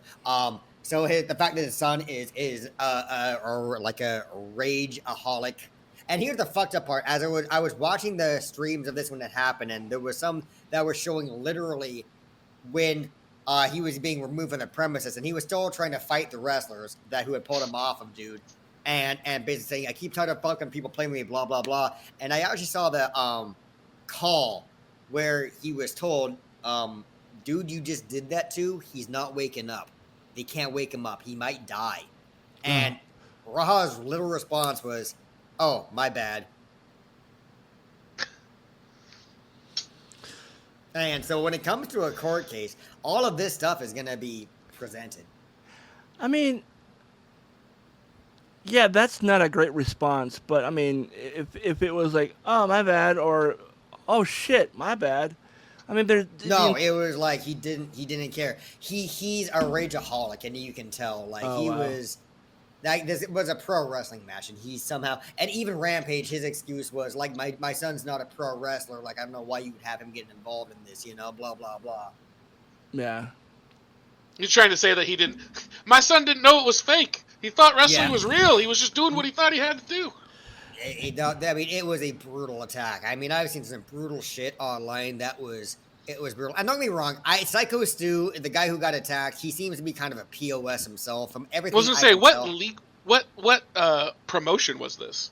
Obviously, it's not WWE. Is it AEW or anything we've heard of, or small? It is a very much smaller one. I want to say, and big enough they could get Rampage Jackson's son, I guess, but Rampage Raha has been trying to get into the MMA. I believe he is 1-1 right now. Well, he's probably never going to fight again after this. But he is a pro MMA fighter, or was once again. But Psycho Stu, once again, like the guy who got his ass kicked, who almost died. He's a piece of shit himself. It very much seems like he is basically the token MAGA, and I don't know if that is a. Do you think he does? Do you think he used the N-word at him or something like that? Like, no. What it was is he mistook him. If the story I'm hearing it right, and you know how these stories are, you never know.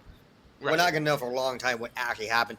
Supposedly, the guy who got beat up thought Raha was another wrestler that was coming in because Raha's built like a fucking brick shit house, and so he thought he was the other wrestler he was supposed to do this bit with. And apparently, Raha thought it was real, and even the dude apologized and all of that. Later on, because he's a professional, he kept going with the bit because, he needed to keep the. He had to keep kayfabe, yeah. He had to keep it going for the audience, and he crushed a beer can next to his head, and apparently that sent dude off. Like between the, and I honestly think it was because Raha was mostly pissed off that dude didn't know who he was. More than anything else. To be perfectly honest, I never heard of the guy before today. Exactly.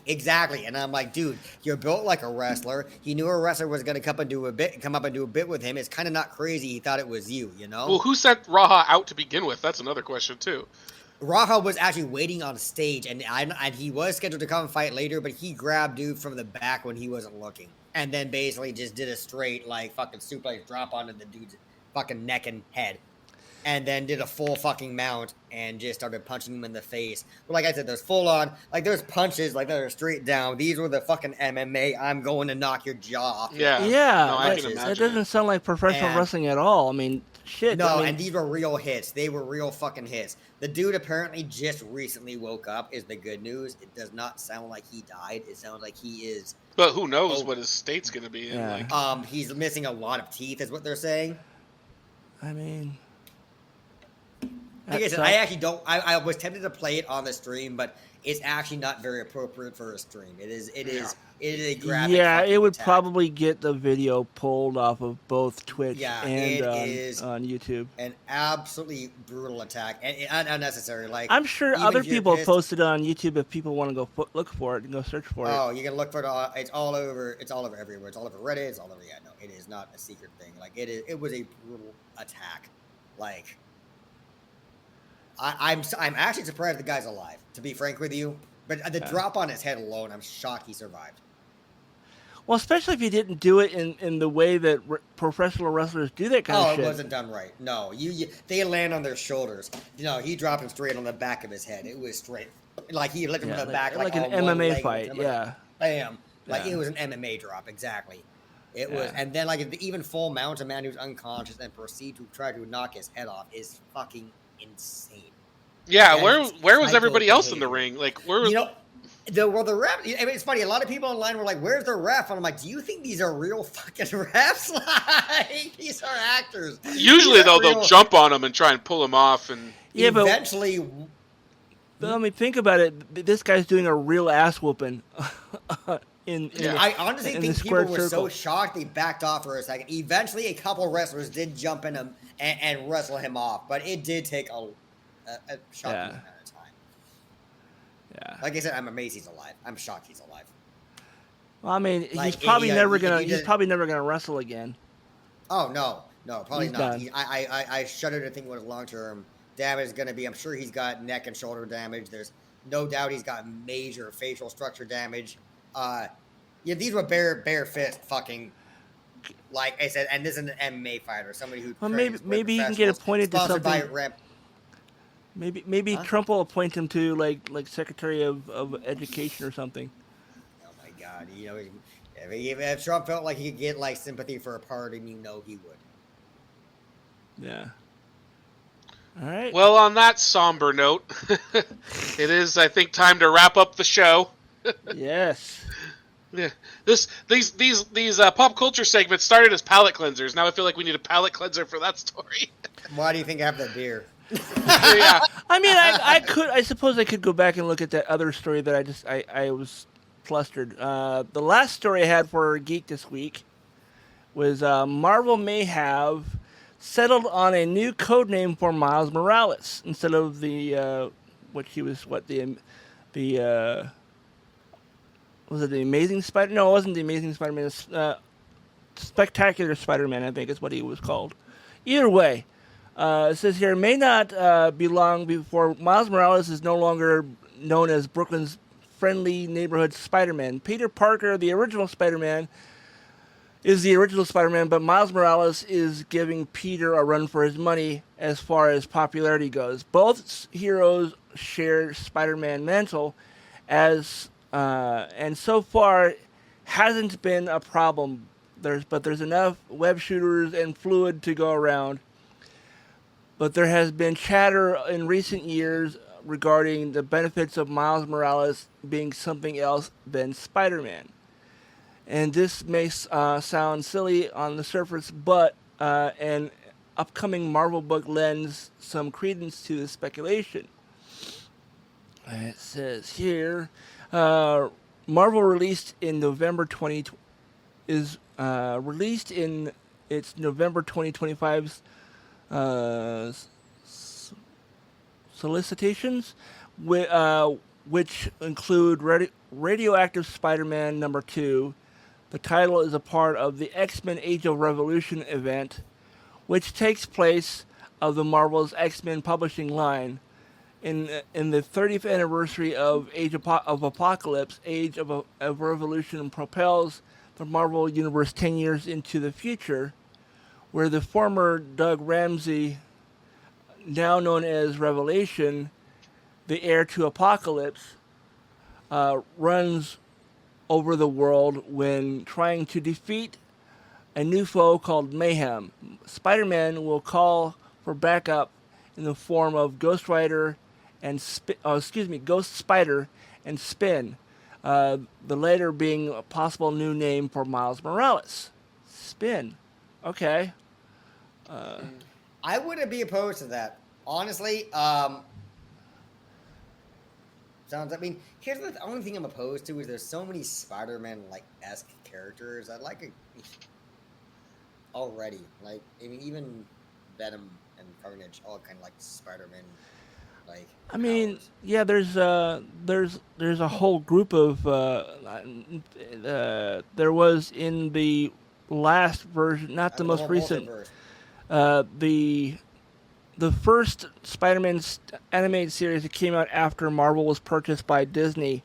They did a series where Spider-Man was actually a high school student, and then throughout that series, other people got the abilities that he had, and they. Oh wait, I remember hearing about that. Yes, no, wait, yes, I remember that. And it was actually I liked it. I really enjoyed it. I wish they had done it sooner though, and not wait halfway through the season before we start seeing all these people showing up. And there was I think what sparked it was there was an episode where. I want to say it was Doc Ock, but somebody did a thing where everybody in New York became a spider person. Everybody had the same powers as Peter Parker. And when they reversed it, like 3 of Peter's friends continue to have the powers. And that one was Gwen, Spider-Gwen, and there was I think Mary Jane also became a spider person, and then Miles. Spider wife. They weren't they were in high school, so they weren't married, but yeah, they weren't married at this point because they were in high school. And I think the other one was Miles Morales. They all got their powers separately though. But yeah, no, it was Ultimate Spider-Man. I think was the series, and that's. And then I don't know if it's.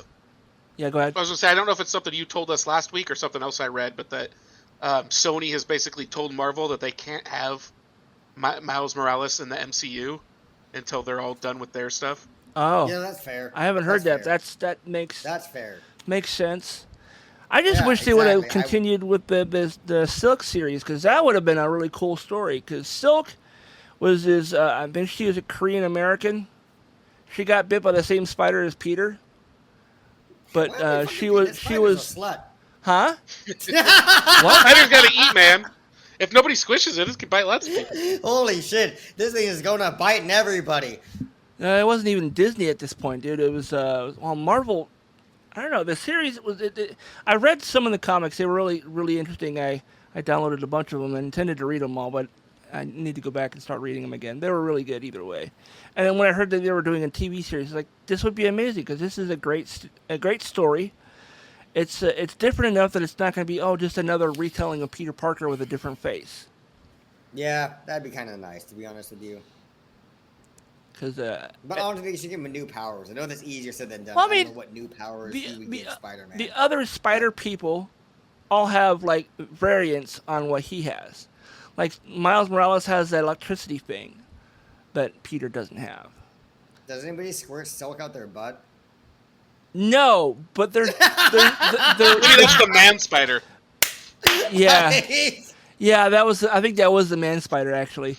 But no, there was in that last movie with all 3 Peter Parkers, there was a sequence where it's like, wait, it comes out of your hand? Shoot it anywhere else? Does it come out anywhere else? I was like, what? Do you think it comes out of my butt? I was like, well, I don't know.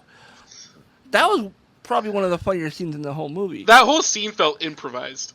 It probably was, honestly, and I've been okay with that.